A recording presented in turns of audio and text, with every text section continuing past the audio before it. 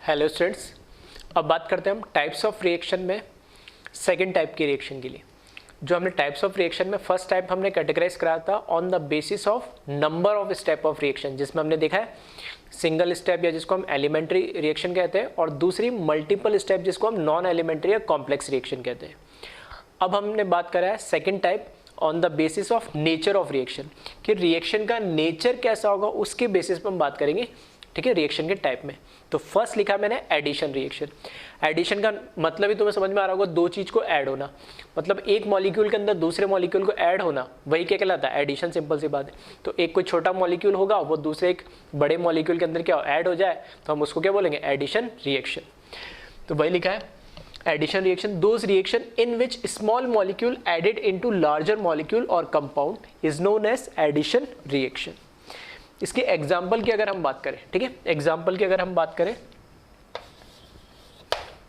तो first example इसमें हम देखें, सबसे सिंपल कोई भी डबल बॉन्डेड हमारे पास क्या है, एल्केन टाइप डबल बॉन्डेड हो तो उसमें ऐड करना इजी हो जाएगा। ठीक है, कोई डबल बॉन्डेड कंपाउंड है हमारे पास एल्केन टाइप, तो उसमें मैंने क्या करा, एक ए बी मॉलिक्यूल को मैंने क्या करा, ऐड करा उसमें। ठीक है, तो ऐड होके यहाँ पर ए ऐड हो गया, यहाँ पर बी ऐड हो गया, इस तरीके से। दो अलग अलग था, पाई बॉन्ड ब्रेक हुआ, ये बॉन्ड ब्रेक हुआ, और एक कार्बन पे ए जुड़ गया, एक कार्बन पे बी जुड़ गया। एक पाई बॉन्ड ब्रेक हो रहा है, एक सिग्मा बॉन्ड ब्रेक हो रहा है। और प्रोडक्ट में देखोगे तो एक ये सिग्मा कार्बन और ये सिग्मा, दो सिग्मा बन रहे, दो सिग्मा बन रहे, और एक सिग्मा और पाई क्या हो रहा, ब्रेक हो रहा है। नहीं, ठीक है। इसी तरीके से इसकी और एग्जांपल अगर हम देखें तो उसी तरीके से ट्रिपल बॉन्ड भी देख सकते हैं। ऐसा कोई कंपाउंड होता, उसके अंदर मैंने कोई स्मॉल मॉलिक्यूल को ऐड करा, तो डबल बॉन्ड ए, ठीक है, बी, और ये इस तरीके से कर सकते हैं हम। और जरूर नहीं कार्बन कार्बन के बीच में डबल बॉन्डेड हो, फॉर एग्जांपल जैसे कीटोन हो, तो कार्बन ऑक्सीजन के बीच में डबल बॉन्ड है, इसमें अगर मैंने ए बी को ऐड कर दिया तो ये कार्बन ऑक्सीजन, इससे ए जुड़ गया, इससे बी जुड़ गया, ये इस तरीके से। कहने का मतलब है कि जहाँ पे भी अनसैचुरेशन है, अनसैचुरेशन है, मतलब वहाँ पर हम क्या करें, या हम ऐसे बोल सकते हैं जहाँ पे भी डबल बॉन्ड है या ट्रिपल बॉन्ड है, सिंपल सा जो पाई बॉन्ड है वो क्या होता है, वीक होता है एज कम्पेयर टू सिग्मा, तो उसको ब्रेक करना थोड़ा आसान होता है। तो पाई बॉन्ड को ब्रेक करके और वहाँ पे कोई भी मॉलिक्यूल हम ऐड कर दे दोनों साइड में, तो वो एक सिंपल से क्या हुआ, एक और दो मॉलिक्यूल कंबाइन होकर एक बना लिया, तो ये क्या हो जाएगा, एडिशन। तो इस रिएक्शन की कुछ खास बात है, ये मैं बोल सकता हूँ कुछ कैरेक्टरिस्टिक है, ठीक है, जिसको ध्यान रखना है। तो अगर मैं बात करूँ एडिशन रिएक्शन की कैरेक्टरिस्टिक, ठीक, थर्मोडायनेमिक्स से रिलेटेड बता रहा हूँ मैं, ठीक है। बाकी तो हम वन बाय वन रिएक्शन को देखेंगे डिटेल में, अभी कुछ चीज़ें बहुत कॉमन, ठीक है, वो बता रहा हूँ। पहली अगर मैं बात देखूँ इसमें, तो देखना, अगर enthalpy of reaction delta H की अगर मैं बात करूँ एडिशन रिएक्शन में, अगर जनरलाइज, ठीक है, जनरलाइज बात कर रहा हूँ, हो सकता है किसी एडिशन रिएक्शन में स्पेसिफिक और कुछ आ जाए। एंथैल्पी में बोल रहा हूँ एंडोथर्मिक होना चाहिए, एक्सो होना चाहिए इन जनरल, लेकिन मान लिया मैंने बोला एक्सो होना चाहिए इन जनरल, लेकिन एंडो आ गया, तो स्पेसिफिक रिएक्शन के लिए कुछ हो सकता है, वो अलग बात है। हम जनरलाइज बात कर रहे हैं, अभी मैंने कोई रिएक्शन पर्टिकुलर लिखी नहीं है, मैंने तो एक बताया कि कहाँ कहाँ पे ये पॉसिबिलिटी हो सकती है एडिशन की, ठीक है, तो इन जनरल बात कर रहे हैं अभी। तो देखना एंथैल्पी का मतलब क्या है, हीट।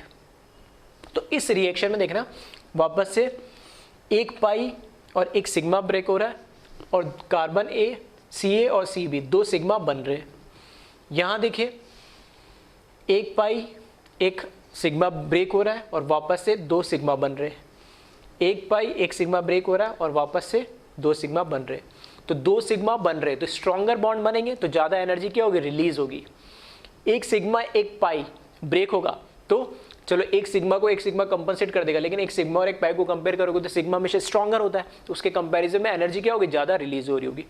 तो यहाँ पे इसमें एनर्जी, इन दोनों बॉन्ड को तोड़ने के लिए एनर्जी चाहिए होगी, तो सिग्मा और पाई को तोड़ने के लिए एनर्जी चाहिए। दो सिग्मा बन रहे तो एनर्जी क्या हो रही होगी, ज़्यादा रिलीज हो रही होगी। तो एनर्जी ज़्यादा रिलीज हो रही है और कम एब्जॉर्ब हो रही है, तो ओवरऑल रिएक्शन कैसी हो जाएगी? एक्सोथर्मिक। ठीक है, उसमें से एनर्जी हीट ज़्यादा रिलीज होगी ओवरऑल इस रिएक्शन में, क्योंकि दो सिग्मा बॉन्ड बन रहे हैं, तो बॉन्ड बनता है तो एनर्जी रिलीज होती है, और एक सिग्मा एक पाई ब्रेक हो रहा है, तो बॉन्ड ब्रेक होने के लिए कम एनर्जी चाहिए होती, तो इसमें एनर्जी कम एब्जॉर्ब हो रही होगी और इसमें ज़्यादा रिलीज हो रही होगी। तो ओवरऑल रिएक्शन में मुझे क्या मिलेगा? हीट रिलीज होते हुए मिलेगा। तो डेल्टा एच एक्सोथर्मिक के लिए क्या होगा? नेगेटिव बोल सकता हूँ या लेस देन 0 बोल सकता हूँ, और इसको मैं क्या बोलूँगा? एक्सोथर्मिक है। इन जनरल कैसी होती है? एक्सोथर्मिक होती है। एक्सोथर्मिक क्यों होती है? चाहो तो रीजन लिख लेना, मैं बता रहा हूँ कि इसमें क्या होता है। During the reaction 1 sigma and 1 pi bond break while 2 sigma bond is form, so overall heat is release during the reaction. ठीक है, तो मैंने यहाँ पे डायरेक्ट लिख दिया, चाहो तो आप, अगर आपको रेफरेंस की लिखना है तो लिखना चाहो तो लिख लेना, मेरे पास जगह नहीं है, मैं लिख नहीं रहा हूँ। ठीक है, बहुत सारी चीज़ें, मैं हर चीज़ एक छोटे छोटे पॉइंट नहीं लिख सकता, लेकिन जहाँ तुम्हें लगता है कि मैं कुछ बोल रहा हूँ और तुम्हें वो लॉजिक और रीज़न समझ में आ रहा है और तुम्हें लगता है कि हो सकता है बाद में मेरे काम आए, तो वहीं पे उस नोट्स के उधर ही जहाँ लिख रहे हो उसमें लिखते जाया करो कंटिन्यू, कोई प्रॉब्लम नहीं। लेकिन ये छोटी छोटी चीज़ें बाद में परेशान ना करें, वो इस चीज़ का तुम ध्यान रखना, क्योंकि यही चीज़ तुम बार बार पूछोगे तो वो तुम्हारे लिए प्रॉब्लम क्रिएट होगी। सेकेंड मैं बात करता हूँ इसमें एंट्रोपी की, change in entropy delta S से। अब आप बताएं, किसी भी एक रिएक्शन को उठा ले, एंट्रोपी में क्या चेंज आ रहा होगा यहाँ पे? एंट्रोपी सेम है, एंट्रोपी बढ़ी है, या एंट्रोपी डिक्रीज हुई है? एंट्रोपी क्या बताता है? Degree of freedomness, randomness, disorderness. ठीक है, तो कई लोगों को तो क्लियर होगा देखते ही कि यहाँ पर एक और दो अलग अलग मॉलिक्यूल थे, रिएक्शन होने के बाद एक ही मॉलिक्यूल रह गया, मतलब नंबर ऑफ पार्टिकल्स ही कम हो गए। नंबर ऑफ पार्टिकल्स कम हो जाएंगे तो ऑब्वियस सी बात है एंट्रोपी क्या हो जाएगी? कम हो जाएगी। सब जगह देख सकते हो दो अलग अलग मॉलिक्यूल और पार्टिकल थे, और यहाँ पर अब क्या रह गया? एक ही पार्टिकल या मॉलिक्यूल रह गया, तो क्या होगा? एंट्रोपी भी क्या होगी? डिक्रीज हो रही है। नंबर ऑफ पार्टिकल डिक्रीज हो रहे हैं तो एंट्रोपी क्या हो रही है? डिक्रीज हो रही है। तो डेल्टा एस भी लेस देन क्या होगा? 0 होगा। इसमें क्या होगा? Number of particle decrease. ठीक है, तो डेल्टा एच की बात आ गई, तो मैं डेल्टा जी की बात कर सकता हूँ। ठीक है, तो डेल्टा जी जो होगा इसमें गिब्स एनर्जी हमें क्या बताता है? स्पॉन्टेनिटी के बारे में बताता है, किसी भी प्रोसेस या किसी भी रिएक्शन की स्पॉन्टेनिटी की। ये रिएक्शन कब स्पॉन्टेनियस अपने आप होगी या फेवरेबल होगी, ये रिएक्शन होना चाहिए। ठीक है, तो डेल्टा जी हमें पता है क्या होता है? Delta H minus T delta S, ये होती है डेल्टा जी की वैल्यू, गिब्स फ्री एनर्जी। अब यहाँ देखें ध्यान से, यहाँ पे क्या है? जो डेल्टा एच है वो हमने देख लिया, ये कैसा है? नेगेटिव है। ये negative symbol as it is लिख रहा हूँ मैं, जो इस फॉर्मूले में आ रहा है। ठीक है, टी तो टेम्परेचर पॉजिटिव रहेगा, नेगेटिव हो नहीं सकता टेम्परेचर। ठीक है, केल्विन में रहेगा। और यहाँ पे डेल्टा एस भी क्या दे रखा हमें? नेगेटिव है इस प्रोसेस के लिए। ठीक है, ये नेगेटिव है, ये इसका नेगेटिव, तो ये नेगेटिव नेगेटिव क्या हो जाएंगे? पॉजिटिव। तो अल्टीमेटली यहाँ पे मुझे क्या मिलेगा कि नेगेटिव, और यहाँ पे नेगेटिव नेगेटिव क्या हो जाएगा? पॉजिटिव। मतलब एक टर्म तो डेल्टा एच की वैल्यू तो मिलेगी मुझे नेगेटिव, और टी डेल्टा एच की वैल्यू पूरी वैल्यू मिलेगी मुझे पॉजिटिव। अब मुझे चाहिए कि प्रोसेस स्पॉन्टेनियस हो। प्रोसेस स्पॉन्टेनियस हो, रिएक्शन अपने आप हो, तो उसके लिए हमेशा डेल्टा जी क्या होनी चाहिए? नेगेटिव। और डेल्टा जी की वैल्यू किस पे? इन दोनों पे डिपेंड कर रही है। तो अब डेल्टा जी नेगेटिव कब होगा? या तो डेल्टा एच बहुत ज़्यादा वैल्यू इसकी बड़ी हो डेल्टा एच की नेगेटिव में, तो ये ओवरऑल नेगेटिव ज़्यादा बड़ी होगी, तो ये हो जाएगा। दूसरी चीज़ मैं क्या बोल सकता हूँ कि अगर डेल्टा एच और डेल्टा एस स्किप पे डिपेंड नहीं कर रहा है, तो मैं कहाँ से डिसाइड करूँगा? ठीक है, टेम्परेचर में। और ये सारी बातें हम थर्मोडायनेमिक्स में कर चुके हैं। ठीक है, कि टेम्परेचर का क्या रोल रहता है। अगर दोनों नेगेटिव होता है तो कोई फर्क नहीं पड़ता, किसी भी वैल्यू पे टेम्परेचर पे होता है। दोनों वैल्यू पॉजिटिव होती है तो भी नॉन स्पॉन्टेनियस हो जाता है, किसी भी वैल्यू पे टेम्परेचर फर्क, लेकिन एक नेगेटिव पॉजिटिव तो फिर टेम्परेचर का रोल स्टार्ट हो जाता है। तो मैं चाहता हूँ कि ये वाली जो वैल्यू, ये वाली वैल्यू जब छोटी हो, तो छोटी होने के लिए टेम्परेचर की वैल्यू क्या होनी चाहिए? कम होनी चाहिए। जितना लो टेम्परेचर हो, जितना कम टेम्परेचर होगा, उतनी ये पॉजिटिव वैल्यू छोटी होगी और नेगेटिव अपना उसके रेस्पेक्ट में क्या हो जाएगी, बड़ी हो जाएगी। तो ओवरऑल डेल्टा जी की वैल्यू क्या आएगी, नेगेटिव। तो प्रोसेस कैसा हो जाएगा, स्पॉन्टेनियस। ठीक है, तो मैंने उस टाइम भी जब थर्मोडायनेमिक्स पढ़े थे तब भी इंपॉर्टेंस बताई थी। इस रिएक्शन की इंपॉर्टेंस पूरी केमिस्ट्री में रहती है, भले ऑर्गेनिक हो, इनऑर्गेनिक हो या फिजिकल हो। ठीक है, तो मैं यहाँ बोल सकता हूँ, ठीक है, तो at low temperature reaction is spontaneous. ठीक है, तो अगर हो सकता है नहीं दिख रहा हो तो लिख लेना, मैंने लिखा at low temperature reaction is spontaneous. या ऐसे भी बोल सकते हैं कि एडिशन रिएक्शन के लिए फेवरेबल कंडीशन क्या है। ठीक है, एडिशन रिएक्शन के लिए फेवरेबल कंडीशन क्या है, तो फेवरेबल कंडीशन ये है कि लो टेम्परेचर होना चाहिए। एट लो टेम्परेचर जो डेल्टा जी होगा इसे ऐसी रिएक्शन का, वो क्या होगा, नेगेटिव होगा, मतलब रिएक्शन क्या हो जाएगी, स्पॉन्टेनियस हो जाएगी। ठीक है, तो फेवरेबल कंडीशन इसके लिए होगी लो टेम्परेचर, ये इंपॉर्टेंट है। ठीक है, लो टेम्परेचर पे रिएक्शन कैसी होगी, स्पॉन्टेनियस होगी। तो इसमें हमने क्या देखा, एडिशन का मतलब दो रिएक्शन का, दो पार्टिकल्स का ऐड या दोनों मॉलिक्यूल का ऐड होना एडिशन कहलाता है। उसमें इसमें जो थर्मोडायनेमिक्स क्वांटिटी है उसके बारे में हमने 1 बाय 1 डिस्कस करा, तो इस पर भी कई बार क्वेश्चन पूछ लेता है। ठीक है, तो डेल्टा एच या डेल्टा एस या ओवरऑल डेल्टा जी के बारे में, तो ये चीज़ हमें पता होनी चाहिए। ठीक है, तो एक बार इसको कॉपी कर ले, फिर नेक्स्ट टाइप की रिएक्शन को हम देखते हैं।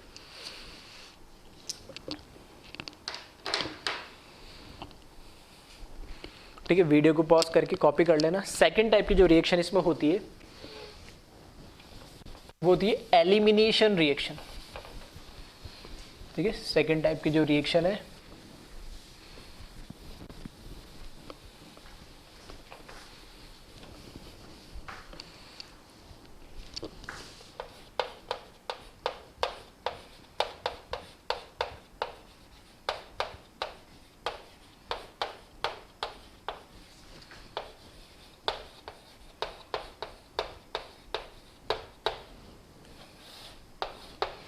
Elimination reaction.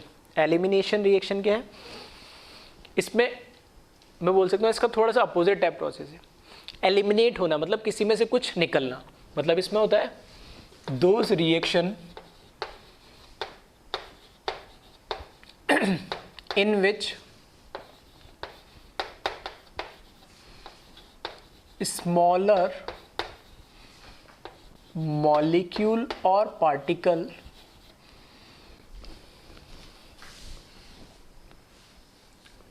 स्मॉलर मॉलिक्यूल और पार्टिकल सेपरेट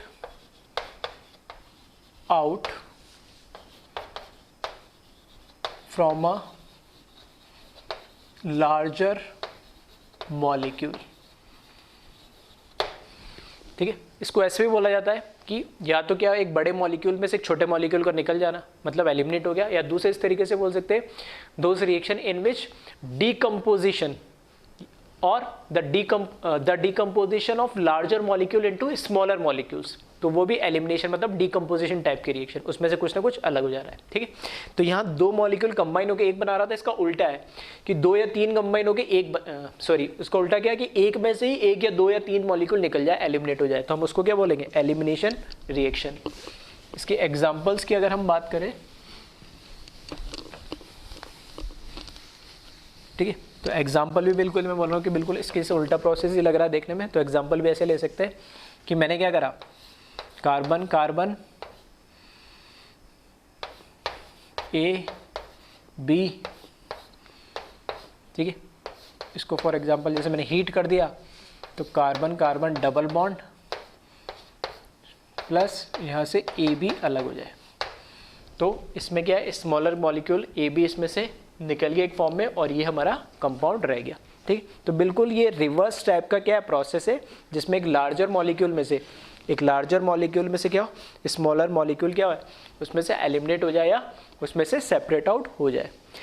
अब बात करते हैं हम इसके कैरेक्टरिस्टिक की, तो वापस से, ठीक है, वापस से मैं इन्हीं की बात करूंगा।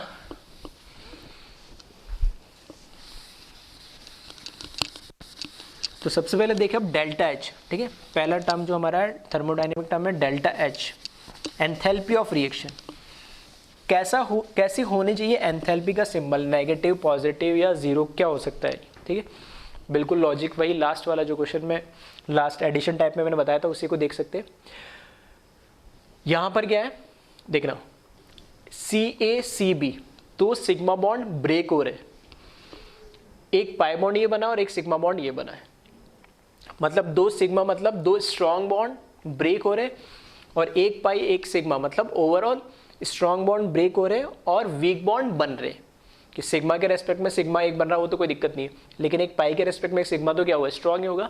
तो स्ट्रॉन्ग बॉन्ड ब्रेक हो रहे और वीक बॉन्ड बन रहे, तो ओवरऑल इनको तोड़ने के लिए एनर्जी ज़्यादा चाहिए होगी, इन बॉन्ड के बनने से जो एनर्जी मिलेगी उसके रेस्पेक्ट में। तो यहाँ पे एनर्जी ज़्यादा चाहिए, यहाँ पे एनर्जी क्या है, कम है। तो एनर्जी ज़्यादा चाहिए तो ये रिएक्शन ओवरऑल कैसी हो जाएगी, एंडोथर्मिक। तो डेल्टा एच का जो सिंबल होगा कैसे, पॉजिटिव होगा या ग्रेटर देन जीरो होगा, ये कैसे हो जाएगा, एंडोथर्मिक टाइप रिएक्शन हो जाएगी।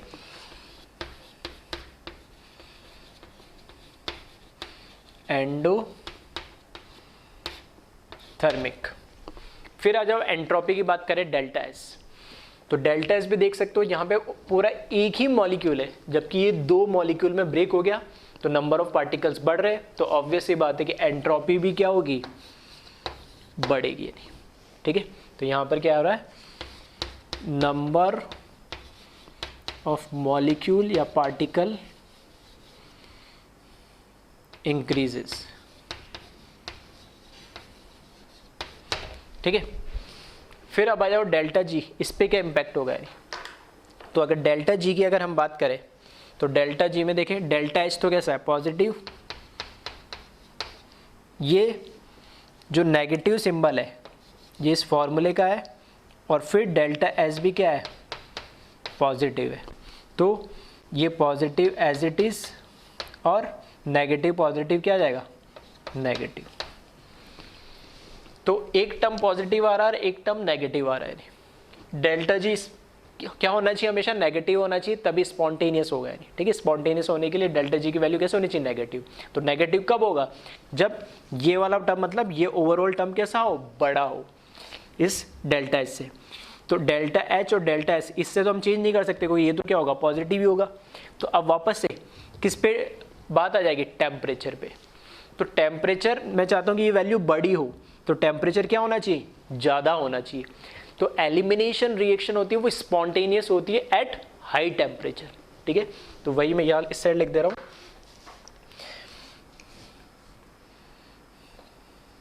ठीक है।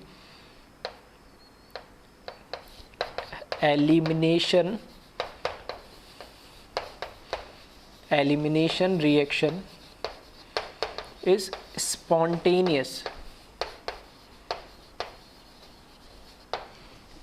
at high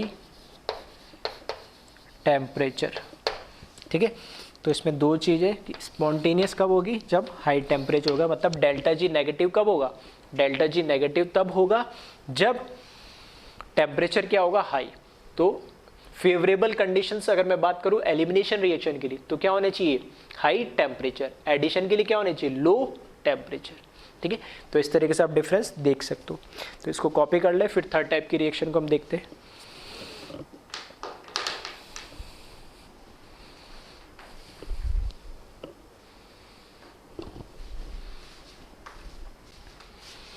थर्ड टाइप की जो रिएक्शन होती है, ठीक है, थर्ड टाइप की रिएक्शन को हम बोलते हैं सब्स्टिट्यूशन रिएक्शन, ठीक है। अभी हम इन जनरल बात कर रहे हैं, इसी टाइप की रिएक्शंस को हम डिटेल में आगे पढ़ेंगे, वन बाय वन अलग अलग टाइप की रिएक्शन होती है इसमें भी। तो मेजरली यही इनमें से कोई एक टाइप की रिएक्शन हमें मिलेगी, यानी एडिशन, एलिमिनेशन, सब्स्टिट्यूशन। तो थर्ड टाइप की इसमें है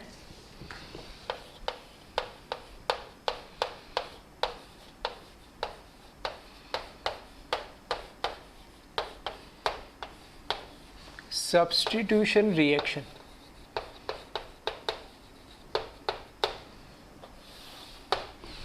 सब्स्टिट्यूशन के नाम से ही पता लग रहा है, ठीक है। तीनों रिएक्शन हमें नाम से पता लग रहा है, जिसमें क्या हो रहा है, सब्स्टिट्यूट हो रहा है। क्या सब्स्टिट्यूट हो रहा है? Those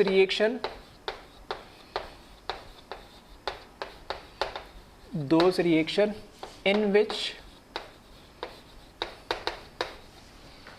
an atom or group is replaced or substitute by another atom or group, ठीक है। किसी भी एक कंपाउंड के अंदर किसी भी एक एटम को, ठीक है, those reaction in which an atom और ग्रुप इन अ कंपाउंड, ठीक है, is replaced by another atom और ग्रुप इन अ कंपाउंड और मॉलिक्यूल, ठीक है। एक मॉलिक्यूल या कंपाउंड के अंदर एक एटम या ग्रुप ऑफ एटम को रिप्लेस कर दे कोई अनदर एटम या ग्रुप ऑफ एटम, तो हम उसको क्या बोलेंगे? सब्स्टिट्यूशन रिएक्शन, मतलब रिप्लेस करना सिंपली। इसका एग्जांपल देखिए, जैसे मैंने यहाँ लिख दिया CH3Cl प्लस OH माइनस, तो यहाँ पर क्या होगा, Cl माइनस को रिप्लेस कर देगा OH माइनस, तो ये बना लेगा CH3OH प्लस Cl माइनस। तो यहाँ पर क्या करा, इस Cl को OH माइनस से रिप्लेस कर दिया, ठीक है। Cl माइनस को OH माइनस से रिप्लेस कर दिया, तो ये क्या हो गया, सब्स्टिट्यूशन रिएक्शन होगी, ठीक है। एक फिजिबल एग्जांपल ले लिया। फिर से इसकी कैरेक्टरिस्टिक की अगर हम बात करें, ठीक है, तो अब बताए डेल्टा H की वैल्यू क्या होगी, फिर डेल्टा S की, और फिर गिब्स एनर्जी किस तरीके से हम इसमें आइडेंटिफाई कर सकते हैं।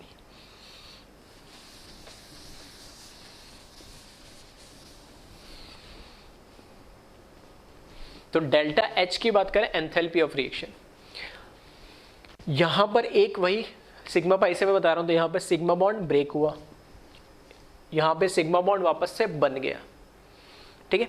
तो अब दोनों सिग्मा बॉन्ड ब्रेक, यानी दोनों के इसमें उधर सिग्मा ब्रेक हुआ, इधर सिग्मा बन गया, तो कैसे बताया? तो अब तो ये पता लगेगा हमें कि एक्चुअल इसमें बॉन्ड स्ट्रेंथ कितनी है, इनकी बॉन्ड एनर्जी कितनी है, कि जो ब्रेक हुआ उसकी एनर्जी ज़्यादा थी या जो नया बना है उसकी एनर्जी ज़्यादा है, नहीं स्ट्रॉन्गर बॉन्ड कौन सा है, नहीं, ठीक है। तो उस डिटेल में अभी नहीं जाना चाह रहा हूँ, मैं तो एक जनरल आइडिया दे रहा हूँ, ठीक है, क्योंकि हम जनरल बात कर रहे हैं। तो इस रिएक्शन में अगर देखें, अगर एंथैल्पी की बात, तो एंथैल्पी कुछ भी हो सकता है, ठीक है। मैंने तो एक फिजिबल एग्जांपल लिया, अगर मैं अननोन की फॉर्म लेता, ए भी लेता, तो हमें तो क्या पता लगता, नहीं पता लगता सिग्मा सिग्मा से। तो एंथैल्पी की वैल्यू कुछ भी हो सकती है, ठीक है। एंथैल्पी ग्रेटर देन 0 भी हो सकता है, ठीक है, और क्या हो सकता है, इक्वल्स टू 0 भी हो सकता है, लेस देन 0 भी हो सकता है, कुछ भी वैल्यू हो सकती है एंथैल्पी की, हमें पता नहीं। एंट्रोपी अगर बात करें, तो एंट्रोपी क्या हो सकता है, एंट्रोपी अगर देखें तो यहाँ पर एक मॉलिक्यूल और एक आयन था, तो 2 पार्टिकल है, और यहाँ पे भी एक मॉलिक्यूल एक आयन, मतलब 2 पार्टिकल है, तो नंबर ऑफ पार्टिकल्स इसमें क्या है, सेम है।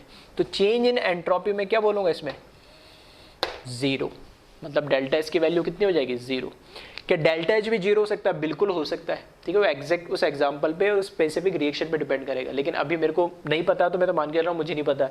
ये इक्वल्स टू 0 भी हो सकता है, लेस देन भी हो सकता है, और ग्रेटर देन भी, लेस देन भी, और इक्वल्स टू 3 हो सकता है। लेकिन हाँ, एंट्रोपी के बारे में कह सकता हूँ कि ये 0 ही होगा, क्योंकि नंबर ऑफ पार्टिकल गैस में सेम है। तो इसमें लिख देता हूँ, इक्वल टू 0 भी हो सकता है, और लेस देन 0 भी हो सकता है, और डेल्टा एच क्या है, ग्रेटर देन 0 भी हो सकता है, वो डिपेंड करेगा। अब डेल्टा जी की वैल्यू की अगर हम बात करें, तो डेल्टा जी देखें, delta H T delta S, तो इसमें से ये टर्म तो पूरा का पूरा क्या हो जाएगा, 0 हो जाएगा। क्यों? क्योंकि डेल्टा एस की वैल्यू क्या है, 0 है। तो यहाँ पर जो इक्वेशन है delta G is equals to क्या जाएगा, डेल्टा एच, मतलब जो गिब्स फ्री एनर्जी है वो किसी पे डिपेंड कर रही है, पूरा का पूरा एंथैल्पी ऑफ रिएक्शन पे। जो इस तरह की रिएक्शन होती है सब्स्टिट्यूशन रिएक्शन में, वो फाइनली उस रिएक्शन का नेचर कैसा, एंडोथर्मिक है, एक्सोथर्मिक है, या कुछ भी नहीं हो रहा उसमें, ठीक है। तो उस पर डिपेंड करेगी कि इस मतलब इस रिएक्शन की स्पॉन्टेनिटी कितनी क्या है, कि रिएक्शन स्पॉन्टेनियस होगी या नहीं होगी। फॉर एग्जांपल अगर ओवरऑल रिएक्शन ये कैसी हुई, एंडोथर्मिक हुई, डेल्टा एच कैसा हुआ, पॉजिटिव हुआ, तो रिएक्शन कैसी हो जाएगी, नॉन स्पॉन्टेनियस। अगर ये ओवरऑल रिएक्शन एक्सोथर्मिक हुई, मतलब डेल्टा एच की वैल्यू क्या हुई, नेगेटिव हुई, तो रिएक्शन कैसे हो जाएगी, स्पॉन्टेनियस। ठीक है। तो इस तरह की रिएक्शन में हार्ड एंड फास्ट कुछ कह नहीं सकते, कुछ भी इसका नेचर हो सकता है। ठीक है। तो इसमें हम लिख सकते हैं कि spontaneity of reaction depend upon only enthalpy of reaction. ठीक है। तो अभी तक 3 टाइप के हम रिएक्शन देख चुके हैं, एडिशन, एलिमिनेशन और थर्ड कौन सी, सब्स्टिट्यूशन। एक 4th टाइप की और होती है रीअरेंजमेंट रिएक्शन। ठीक है। तो एक बार इसको कॉपी करें, फिर हम उसको भी देखते हैं रीअरेंजमेंट रिएक्शन को।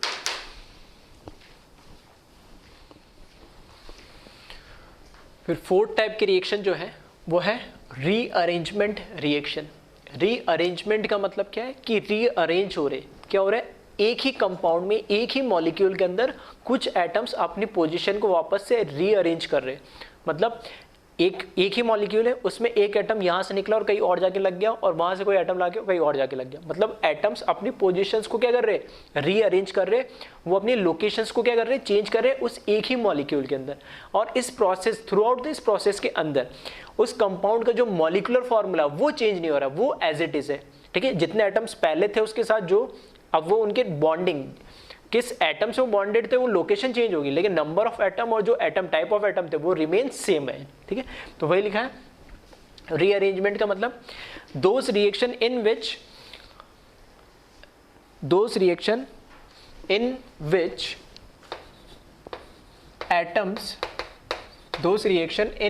atoms changes their location with respect to each other in a compound and molecular formula remains same in such type of reaction। ठीक है। तो एग्जाम्पल के लिए मैंने ये लिख दिया आपके लिए, ये C double bond N double bonded इस कार्बन से एक साइड CH3 मिथाइल और एक साइड ग्रुप लगा हुआ है। ये तो लोन पेयर है नाइट्रोजन का, ये OH ग्रुप लगा हुआ है।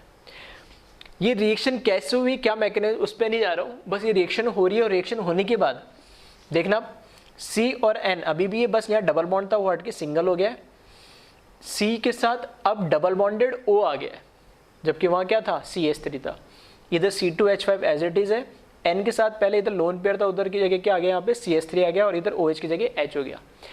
अब इसमें देखना कार्बन काउंट कर लेना, 1 2 3, सॉरी 1 2 और 2 कितना हो गया, 4। यहाँ 4 कार्बन है, और यहाँ पे भी देखना 1 2 3 और 1 4, तो कार्बन तो है 4 इसमें। फिर देखना हाइड्रोजन 3 और 5 8 और 1 9, यहाँ पे भी देखे 5 और 3 8 और 1 9, हाइड्रोजन कितने हैं, 9। फिर नाइट्रोजन एक ही है इसमें भी, और इसमें भी नाइट्रोजन देखिए एक ही है, तो नाइट्रोजन भी इसमें कितना, 1। फिर ऑक्सीजन चेक करें, सिर्फ एक ही ऑक्सीजन है, और यहाँ पे ऑक्सीजन चेक करें, यहाँ पे भी एक ही ऑक्सीजन है। तो ये चेक कर सकते हो कि दोनों में मॉलिक्यूलर फॉर्मूला क्या आ रहा है, सेम आ रहा है। मॉलिक्यूलर फॉर्मूले में कोई चेंज नहीं है, बस जो एटम्स थे, यहाँ कार्बन से क्या था, मिथाइल ग्रुप लगा था, अब कार्बन से क्या डबल बॉन्डेड ऑक्सीजन लग गया, लोकेशन चेंज कर ली, बॉन्ड चेंज कर लिया। यहाँ नाइट्रोजन से सिर्फ OH बॉन्ड था और एक लोन पेयर था इसके पास, अब नाइट्रोजन के साथ OH की जगह H आ गया, CH3, दोनों बॉन्ड उसने क्या करा है, चेंज कर लिया। पहले OH से लगा था, अब डायरेक्ट H से लग गया। तो इस तरह की रिएक्शन को हम बोलते हैं रीअरेंजमेंट। ठीक है।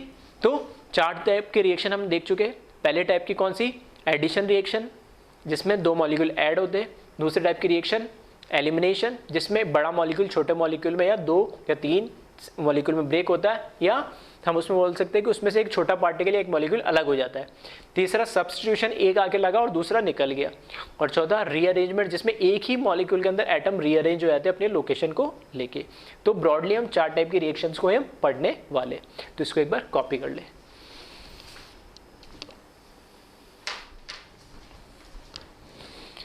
अब बात करते हैं हम next topic, attacking particle. Attacking particles क्या होते हैं? देखो, कोई भी रिएक्शन होने की मेजरली दो रीज़न होते हैं। यानी दो रीज़न कैसे कि एक मॉलिक्यूल या जो कंपाउंड या जो भी हमारे पास पार्टिकल है वो अपने जिस फॉर्म में अभी एग्जिस्ट कर रहा है वो स्टेबल नहीं है, उससे ज़्यादा स्टेबिलिटी उसको दूसरे फॉर्म में जाने में मिलेगी तब वो रिएक्ट का हो जाएगा खुद से या खुद रिएक्शन को इनिशिएट करेगा। एक तो ये रीज़न होता है कि खुद अनस्टेबल है तो स्टेबिलिटी की तरफ जाएगा रिएक्शन के थ्रू। दूसरा हो सकता है कि ऑलरेडी ये स्टेबल है तो फिर क्यों रिएक्शन में पार्टिसिपेट करेगा। तो ऑलरेडी अगर एक पार्टिकल स्टेबल है तो हो सकता है कोई दूसरा पार्टिकल उसके पास आए जो खुद कैसा हो, अनस्टेबल हो। तो वो जो अनस्टेबल पार्टिकल है वो अपने आप को क्या करना चाहेगा, स्टेबल करना चाहेगा। तो वो इसके साथ रिएक्ट करके जो ऑलरेडी स्टेबल है, ये रिएक्शन नहीं करना चाहता, लेकिन नेचर में हर चीज स्टेबिलिटी की ओर दौड़ती है, ठीक है, हर चीज स्टेबल होना चाहती है। तो ये मॉलिक्यूल ऑलरेडी पहले से स्टेबल था, लेकिन जो इसके पास एक पार्टिकल है जो खुद बहुत अनस्टेबल है, तो अनस्टेबल पार्टिकल इसके साथ रिएक्ट करके और दोनों एक स्टेबल पार्टिकल में कन्वर्ट हो जाते हैं तो भी रिएक्शन हो जाती है, ठीक है। तो ऐसा जरूरी नहीं है कि हर स्टेबल पार्टिकल है जो कभी रिएक्शन नहीं करता, करेगा, कर सकता है। कंडीशन है कि अगर उसके पास कोई अनस्टेबल पार्टिकल आ गया तो वो उसको क्या करेगा, रिएक्शन में पार्टिसिपेट करने के लिए मजबूर करेगा। क्यों? क्योंकि वो चाहेगा कि मैं भी स्टेबल हो जाऊं और तेरी स्टेबिलिटी थोड़ी कम भी हो जाए तो भी ओवरऑल हमारे सिस्टम की या हमारे एनवायरनमेंट की स्टेबिलिटी क्या होगी, बढ़ेगी, ठीक है। तो इसी तरीके से जो पार्टिकल आ रहा है रिएक्शन को इनिशिएट करवा रहा है उसे हम क्या बोलते हैं, अटैकिंग पार्टिकल। जो रिएक्शन को क्या करवाना चाहता है, इनिशिएट करवाना चाहता है, रिएक्शन को होने में वो हेल्प कर रहा है। तो अटैकिंग पार्टिकल अगर जनरली बात करें तो दो ही होते हैं, एक होता है इलेक्ट्रोफाइल और एक होता है न्यूक्लियोफाइल। यहां मैंने तीन कैटेगरी में इसको डिवाइड करा है, इलेक्ट्रोफाइल, न्यूक्लियोफाइल और फ्री रेडिकल, ठीक है। एक्चुअली जो फ्री रेडिकल है वो भी एक इलेक्ट्रोफाइल ही होता है, ठीक है। कैसे होता है उसको मैं बता दूंगा, फिर मैंने तीन अलग अलग वे में लिख दिया। तो पहले हम देख लेते हैं इलेक्ट्रोफाइल क्या है। इलेक्ट्रो का मतलब होता है इलेक्ट्रॉन से, फाइल का मतलब आपको पता है लविंग।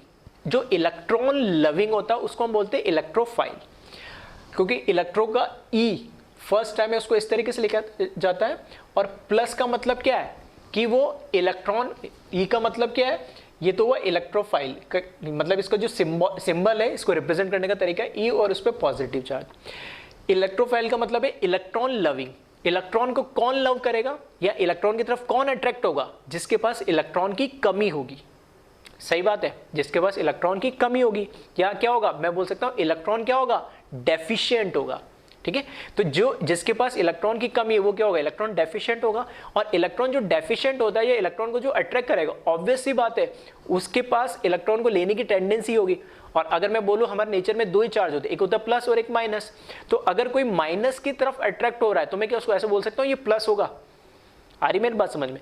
मैं कह रहा हूं कि एक पार्टिकल है जो इलेक्ट्रॉन को लव कर रहा है, इलेक्ट्रॉन की तरफ अट्रैक्ट हो रहा है, इलेक्ट्रॉन की उसकी चाहत है, एफिनिटी टुवर्ड्स इलेक्ट्रॉन, इलेक्ट्रॉन को लेना चाह रहा है। तो इलेक्ट्रॉन को कौन लेना चाहेगा, जो उसके अपोजिट नेचर का होगा, क्योंकि same repel each other and opposite attract each other, ठीक है। यूनिवर्सल लॉ आपको पता ही है। तो जो हमारे पास, ठीक है, जो हमारे पास इलेक्ट्रॉन को कौन लव करेगा, जो पॉजिटिवली चार्ज होगा। जरूरी नहीं उस पर पॉजिटिव चार्ज हो, लेकिन उसको रिप्रेजेंट हम करते हैं पॉजिटिव से। क्यों? क्योंकि पॉजिटिव नेगेटिव को यानी इलेक्ट्रॉन को अट्रैक्ट करने की टेंडेंसी रखता है या उसको लेना चाहेगा।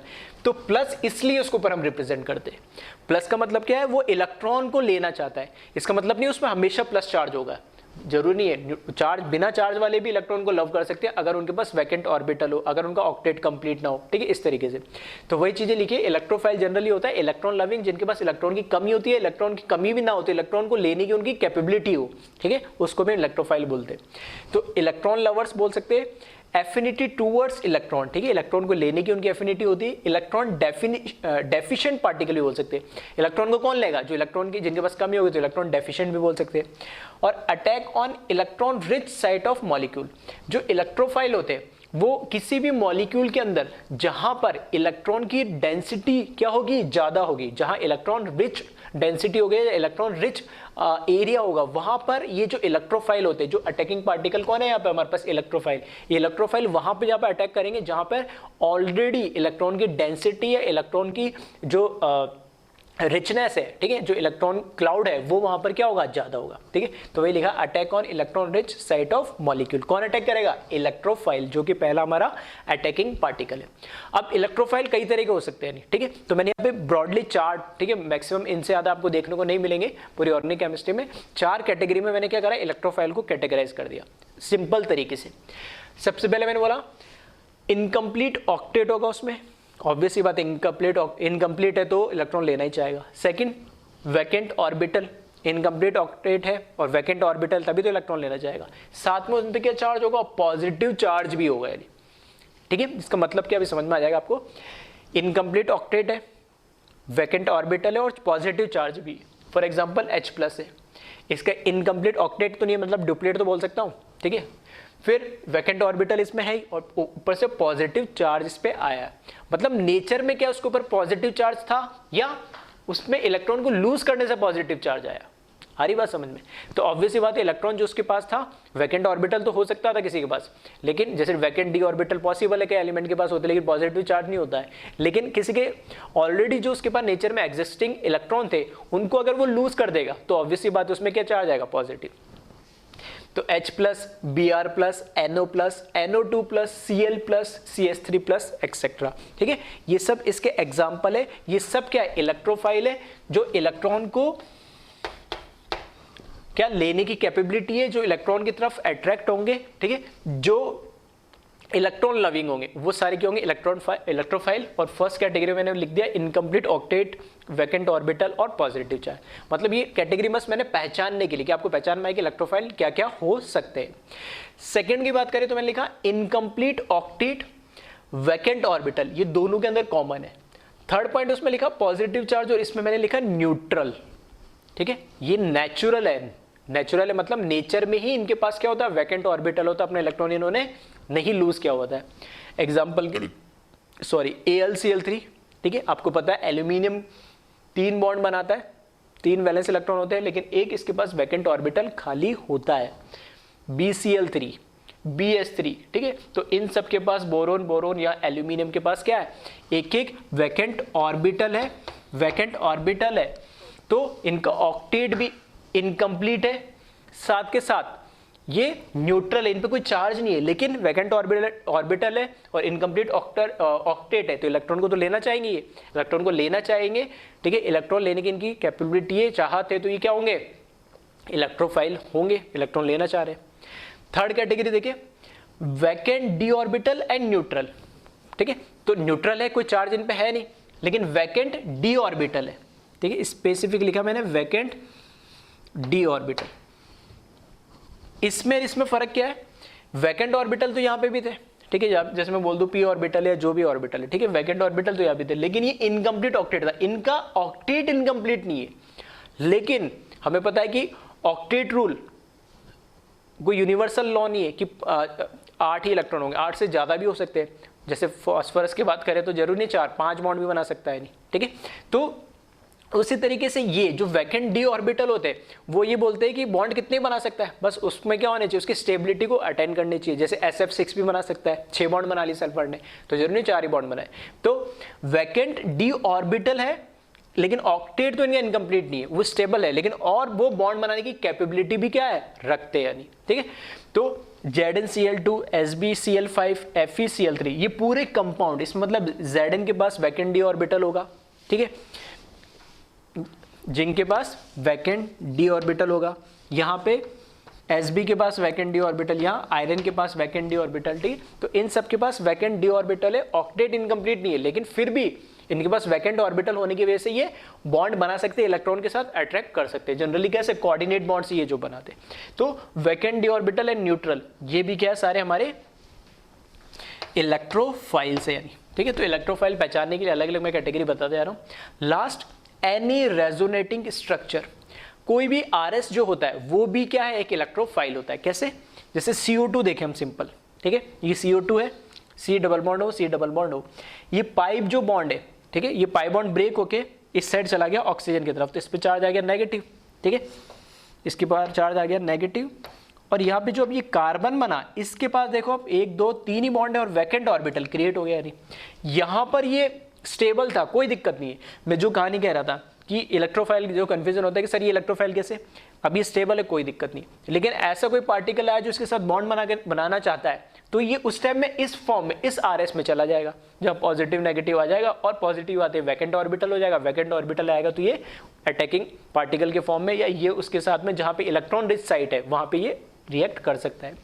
ऐसे देखो तो SO3 अभी स्टेबल है, ठीक है, बॉन्ड सारे कंप्लीट है, लेकिन एक पाई बॉन्ड शिफ्ट होगा तो s पे क्या आ जाएगा, वैकेंट ऑर्बिटल आ जाएगा, वैकेंट ऑर्बिटल आ जाएगा तो इलेक्ट्रॉन को ये ले सकता है तो और किसी के साथ रिएक्ट कर सकता है, ठीक है। तो ये सभी, ये 4 कैटेगरी ब्रॉडली जो लिखी है, ठीक है, इन्हीं में से आपको मिलेंगे, इन्हीं में से मतलब इसी टाइप के कि इनकम्प्लीट ऑक्टेट हो, वैकेंट डी ऑर्बिटल हो या पॉजिटिव चार्ज हो।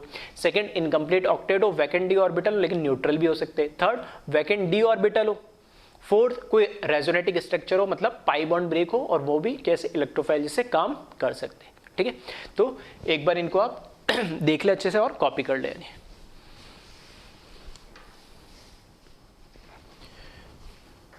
अब बात करते हैं हम न्यूक्लियोफाइल पे। न्यूक्लियोफाइल जो हमारा दूसरा अटैकिंग पार्टिकल, बिल्कुल अपोजिट है इलेक्ट्रोफाइल का। कैसे, देखें, न्यूक्लियो का मतलब वापस यहाँ पे न्यूक्लियस, फाइल का मतलब loving, nucleus loving. Nucleus loving मतलब न्यूक्लियस पे चार्ज कैसा होता है, पॉजिटिव। तो पॉजिटिव को लव कौन करेगा, जिसके पास क्या हो, नेगेटिव चार्ज हो। नेगेटिव चार्ज हो मतलब जिसके पास इलेक्ट्रॉन पहले से अच्छे खासे हो, या तो नेगेटिव चार्ज के फॉर्म में या इलेक्ट्रॉन डेंसिटी के फॉर्म में, ठीक है। रिप्रेजेंटेशन की बात करें तो इलेक्ट्रोफाइल का पहला वर्ड ई लेते हैं, न्यूक्लियोफाइल का यहाँ पे NU लिखा जाता है, ठीक है। न्यूक्लियोफाइल का NU और ऊपर नेगेटिव चार्ज का मतलब कि उसके पास इलेक्ट्रॉन रिच है। ई के ऊपर प्लस का मतलब है, वो प्लस का मतलब क्या होता है, इलेक्ट्रॉन डेफिशिएंट, या मैं बोल सकता हूँ पॉजिटिव चार्ज की एक्सेस में, या पॉजिटिव चार्ज उस पर ज्यादा है तो न्यूक्लियस का चार्ज तो उस पर पॉजिटिव आएगा नहीं, मतलब वो किसको रिप्रेजेंट करता है, केमिकल रिएक्शन में क्योंकि केमिकल रिएक्शन में न्यूक्लियस पार्टिसिपेट नहीं करता है, सिर्फ इलेक्ट्रॉन पार्टिसिपेट करते हैं। तो या तो इलेक्ट्रॉन वहां पे ज्यादा होंगे या कम होंगे, तो जहां पे ज्यादा है वहां पे तो हम नेगेटिव चार्ज लगा देते हैं, जहां इलेक्ट्रॉन की कमी है वहां क्या लगा देते हैं, पॉजिटिव चार्ज, बस। तो यहाँ पे न्यूक्लियस है तो नेगेटिव चार्ज मतलब इलेक्ट्रॉन डेंसिटी यहाँ पे ज्यादा है। इलेक्ट्रॉन रिच पार्टिकल्स होते हैं, ठीक है। फिर न्यूक्लियस लवर होते हैं, नाम से पता लग रहा है, न्यूक्लियोफाइल मतलब न्यूक्लियस लविंग, मतलब पॉजिटिव चार्ज को लव करेंगे कब, जब इन पे इलेक्ट्रॉन की चार्ज डेंसिटी अच्छी खासी हो। एफिनिटी टूवर्ड न्यूक्लियस, न्यूक्लियस का मतलब पॉजिटिव चार्ज की तरफ, ऐसा नहीं है कि न्यूक्लियस की तरफ दौड़ रहा है, ये पॉजिटिव चार्ज मतलब जिनके पास इलेक्ट्रॉन की कमी है उनकी तरफ। And they attack on electron deficient site of compound, जहां पे इलेक्ट्रॉन की कमी हो ऐसी साइड पे जाके ये क्या अटैक करते हैं, क्योंकि खुद कैसे होते हैं, इलेक्ट्रॉन रिच होते हैं। न्यूक्लियोफाइल की बात करें तो ब्रॉडली 2 कैटेगरी में हम इनको डिवाइड करते हैं। पहला, नेगेटिवली चार्ज पार्टिकल, ऐसे पार्टिकल जिन पर ऑलरेडी क्या हो, पहले से नेगेटिव चार्ज हो। फॉर एग्जांपल OH माइनस, ठीक है, तो O के ऊपर 3 लोन पेयर है। यहाँ पे किसकी बात हो रही है, यहाँ पे इस ऑक्सीजन की, ऑक्सीजन से वहां पे क्या करेगा, रिएक्ट करेगा। सेम SH माइनस, तो S पे भी 3 क्या है, लोन पेयर आ गए। नहीं, CH3O माइनस, यहाँ पे भी ऑक्सीजन के पास 3 लोन पेयर, PHO माइनस, इस तरीके। तो यहाँ पर हमारे पास ऐसा साइट या एटम चाहिए उस मॉलिक्यूल के अंदर जहाँ पे इलेक्ट्रॉन की डेंसिटी ज़्यादा हो, जिससे वो क्या कर सके, अटैक कर सके। यानी सेकेंड है न्यूट्रल, ये है नेगेटिव चार्ज, और दूसरा न्यूट्रल। न्यूट्रल मतलब कोई चार्ज तो नहीं है उन पे नेगेटिव या पॉजिटिव, लेकिन फिर भी इलेक्ट्रॉन नीचे, जैसे NH3 में दिख रहा है यहाँ पे एक लोन पेयर है, तो इस लोन पेयर से क्या कर सकता है, वो वहाँ पे साइड पर अटैक कर सकता है। RC डबल बॉन्ड O, ठीक है, RC डबल बॉन्ड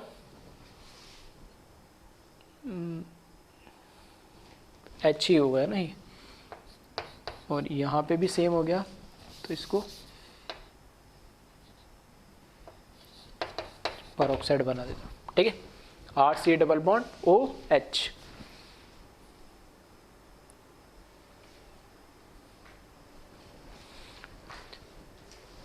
ठीक है। तो यहाँ पे ऑक्सीजन के पास लोन पेयर है, यहाँ पे भी ऑक्सीजन के पास लोन पेयर है। अब या इसको दूसरा और नहीं तो आप ऐसे भी लिख सकते हो, इसको क्या बना दें हम, R' एस्टर बना दो, क्या दिक्कत नहीं, ठीक है। तो यहाँ पे भी नाइट्रोजन, यहाँ ऑक्सीजन, यहाँ पे भी ऑक्सीजन, दोनों के पास क्या है, लोन पेयर है। तो 2 तरीके से न्यूक्लियोफाइल हो सकते हैं, जो ऑलरेडी नेगेटिव चार्ज है तो वो तो होंगे। दूसरा, जिनके ऊपर लोन पेयर है वो भी क्या होते हैं, एज ए न्यूक्लियोफाइल, ठीक है, बिहेव कर सकते हैं।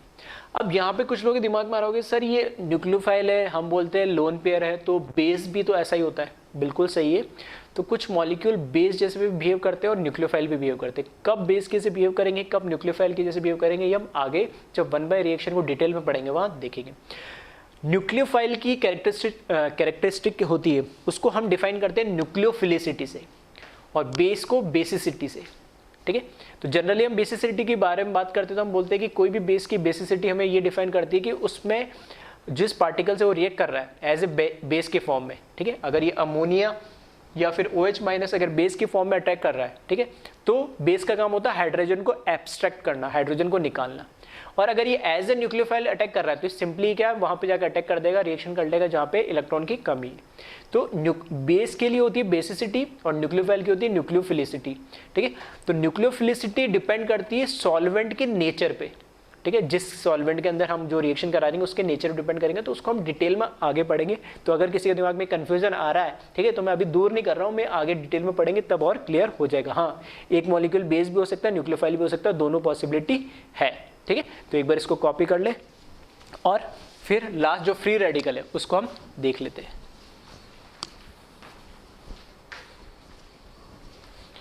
फिर बात करते हैं फ्री रेडिकल की, ठीक है।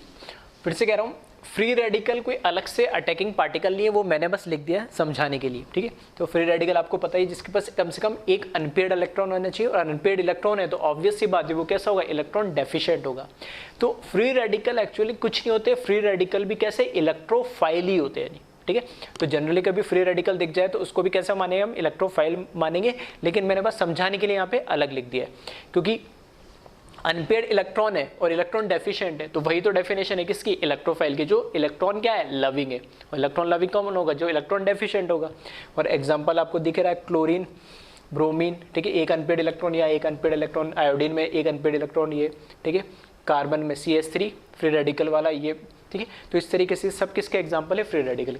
फिर से बोल रहा हूँ, फ्री रेडिकल अलग से कोई अटैकिंग पार्टिकल नहीं है। हाँ, ये एक क्या है, ये फ्री रेडिकल है, ये भी एक क्या है, इलेक्ट्रोफाइल ही है। तो बस इसको थोड़ा सा इस तरीके से आप ध्यान रखें, ठीक है।